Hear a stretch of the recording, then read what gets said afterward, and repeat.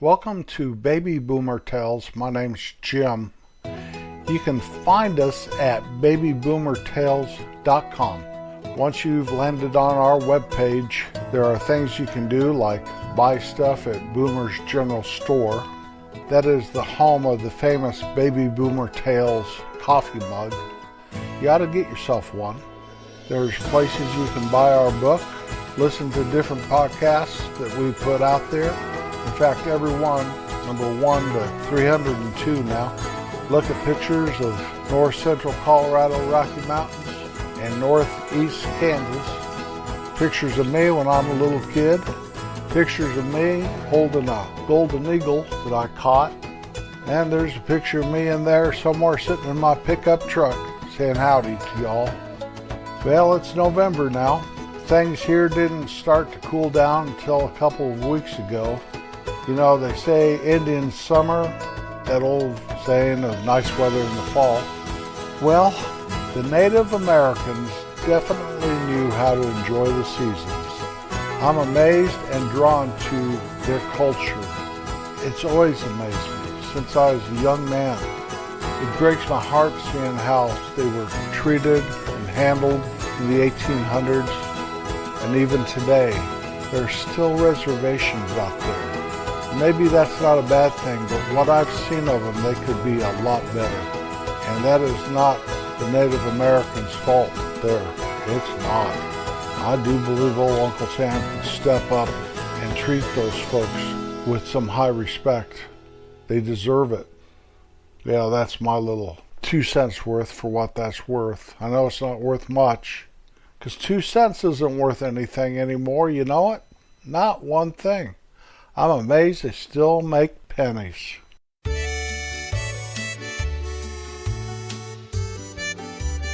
Our song of the week is The Older I Get by Alan Jackson. It was released in October of 2017, 2 days before Jackson was inducted into the Country Music Hall of Fame. This great song was written by Adam Wright, Haley Withers, and Sarah Allison Turner. Jackson did tell them what he expected from the song and helped them tweak it. It's a wonderful song. Alan Jackson just turned 66 a couple of weeks ago. The older I get, the more I think you only get a minute. Better live in it, 'cause it's gone in a blink. Our unusual fact this week is about growing older, of course. Your sweat glands shrink with age. So, you sweat less and you have less BO, body odor. You know how about a 12-year-old boy stinks? You need to start showering more. Here, let me buy you deodorant. The 12-year-old kid goes, deodorant? What's that? Well, their sweat glands are growing out of control, apparently. Seniors are the fastest growing age group on Facebook. You think? We've taken that sucker over. My grandchildren don't want to have anything to do with Facebook. So it's our domain. And you can find Baby Boomer Tales Facebook page. I give all kinds of stuff, including lyrics to songs, so you can sing the correct lyrics. Snoring increases with age, and this is with both sexes. So some little old lady, you know, a gal our age, guys, says she doesn't snore. It's paradoxical that the idea of living a long life appeals to everyone, but the idea of getting old doesn't appeal to anyone. Andy Rooney. You know you're getting old when you stoop to tie your shoelaces and wonder what else you could do while you're down there. George Burns. You don't stop laughing when you grow old old when you stop laughing. George Bernard Shaw. How old would you be if you didn't know how old you was? Satchel Paige. Good old Satch. Birthdays are good for you. Statistics show that the people who have the most live the longest. Larry Lorenzoni. You can't help getting older, but you don't have to get old. George Burns. Old age is like everything else. To make a success of it, you've got to start young. Teddy Roosevelt. A man is not old until regrets take the place of dreams. John Barrymore. Age is an issue of mind over matter. If you don't mind, it doesn't matter. Mark Twain. There is a fountain of youth. It is your mind, your talents, the creativity you bring to your life and lives of people you love. When you learn to tap that source, you will truly have defeated age. Sophia Loren. Do not grow old, no matter how long you live. Never cease to stand like curious children before the great mystery into which we were born. Albert Einstein. The longer I live, the more beautiful life becomes. Frank Lloyd Wright. Those who love deeply never grow old. They may die of old age, but they die young. Benjamin Franklin. Grow old along with me. The best is yet to be. Robert Browning.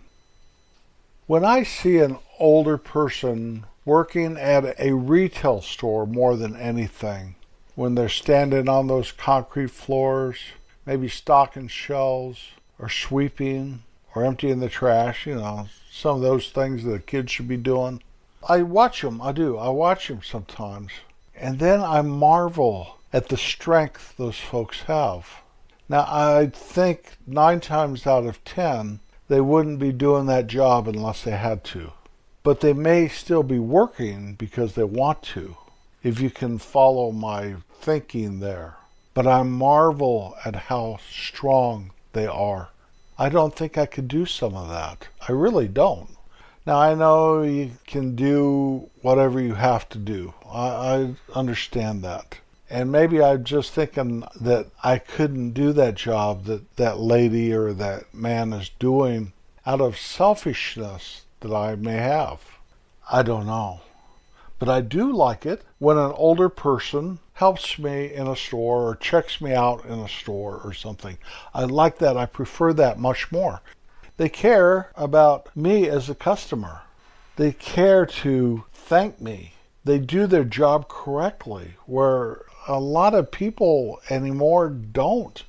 We're in a time in society that a lot of that has gone out the window. And our generation is here, and we were raised differently, and we have retained that. We've retained that. We say please and thank you. We look someone in the eyes. We want to come across like you matter and all of that. I know that us baby boomers are an endangered species. They aren't making any of us anymore. What is it, 1946 through 1964? If you're born during that time, you're a baby boomer. I believe.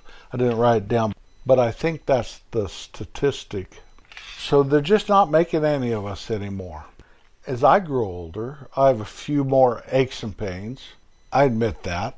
It's part of your body does wear out. It's just a natural progression of things. It's just like your car eventually wears out. Even if you don't drive it that much, it just gets old. Everything gets old if it doesn't die first. One thing I do that amazes me that I would have never thought of when I was a kid is I go to the dermatologist. Once a year I go to the dermatologist. I just got done getting a cyst cut out of the back of my neck, and I've had to wear a bandage so I don't mess up the stitches, and I go get the stitches out in a couple days. And I always thought a dermatologist was for somebody that had acne. That's all I thought that their purpose in life was. But now I realize I go and they check me. You have to stand there in your underwear while the doctor and his little girl assistant, this little girl maybe 20 years old, and she's the assistant, and she was in before the doc and asks you all these questions, and you don't even think a thing of it. Just stand there in your underwear and have them check you out, make sure that all those little brown growths that you're getting from getting older are okay. I don't know how they tell if one's good and the other's not, but they do, and that's fun. But that cyst I had cut out because it turned angry a couple times. I don't know if you know what that means. I never even heard the term until it happened to me. And so I decided just to do it. The cyst was fine, but it wasn't small, and I didn't want it to become angry at me again. I look in the mirror and I wonder if I could recognize a younger version of me. Look in the mirror, you know, it makes you kind of startled, but you realize that that's you. And you look, you know, especially in the morning when I first get up. It might be 4 in the morning, it might be 8, I don't care. Whenever I wake up, I pee, and then I weigh myself. I figure that's the lowest I'll be all day, so I weigh myself every day. And then I wash my face. And so I'm standing at the bathroom sink that has this big mirror in front of me, so I look at myself. If I looked at myself and I saw a version of me that was 40, I don't know if I'd recognize myself. Definitely if a version of me when I was 20, one thing, my hair is quite long at 20, would I recognize me? I don't know. I think it's very possible I would not recognize me. Would you recognize you? I mean, we see ourselves every day, a version of ourselves, the reflection of ourselves every day. I really don't know if I saw myself in the mirror when I looked there at 5:30 in the morning and I was 12. I don't know if I would. Now, some of my grandkids, I think it's possible that they looked a little bit like what I thought I did at 12. At least one of them. One of them, I think it's possible that he looked a lot like what I looked. A few of them, you know, they look like their dads and not my side of the family. That's okay. That's wonderful. But there's this one that I think looks maybe like I did. But I don't know if I would recognize myself. I seem to be more sure of myself as I get older. And yet I battle insecurity a lot more. A lot of that has to do with my hearing issues. My hearing has deteriorated more. You know, I've done a couple podcasts about my hearing, and I'm not sure if that's where the insecurity comes or if it comes from getting older. I do know I feel more isolated because of the hearing, but I am very sure of myself. I know what the heck I'm talking about generally, most of the time. Not all the time. When I used to look at an old person and it was weird, you know, when I was younger, I'd look at, especially for some reason, old women. It was weird to me. You know, you have to kiss your grandma on the cheek and her skin's all kind of marshmallowy or something. And it was weird to me. Nothing against old people. I'm an old person now myself. Or old man that have all these liver spots on his hands, you know, and stuff. But now I look at an old person and several things go through my mind. Number one is, I wonder if he's older or younger than me. Number two is, I look at him and I think, you know, he's a handsome man. I bet he was a very handsome man when he was young. Or that lady there is pretty. I bet she was a real looker 50 years ago. It's all in our perspective. And I'm here to tell you now that I think an attractive older person is much more attractive than an attractive younger person. Age is fleeting, believe you me. I have a few items I wouldn't mind a do-over, you know, but overall, I wouldn't change my life at all. There are a few items, regrets I've had a few, but then again, yeah, I'd have done a couple things maybe, but I wouldn't change. I don't think I would. I still, after all these years, I still miss my mom and dad. They've been gone a very long time now. My kids, who are in their mid-40s, barely remember them. I have a friend, she just lost her mom. I wrote a little something on Facebook to her about they become, after all the grieving and all that stuff, they live in you. I'd believe that with all my heart, because they passed something precious down to you the day you were born, and they kept giving you little pieces of themselves all through your life until they left you. I hope maybe my kids gathered some of that from me. I wonder how I got all the things done around the house back when I worked. I'm always doing something around here, and I say to my wife, I wonder how I ever had time to go to work, because I got all this stuff around here I do. She just laughs at me and tells me I'm just being kind of silly. Maybe I am. It's okay to be a little silly once in a while.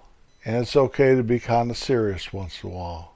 And it's okay to love fiercely, and love passionately, and love gently. It's okay to love. And it's okay to receive love, no matter how old you are. Never stop being kind. Well, thanks for riding along today. I appreciate it if you share this podcast. I really would. I'll be back next Wednesday. Peace out.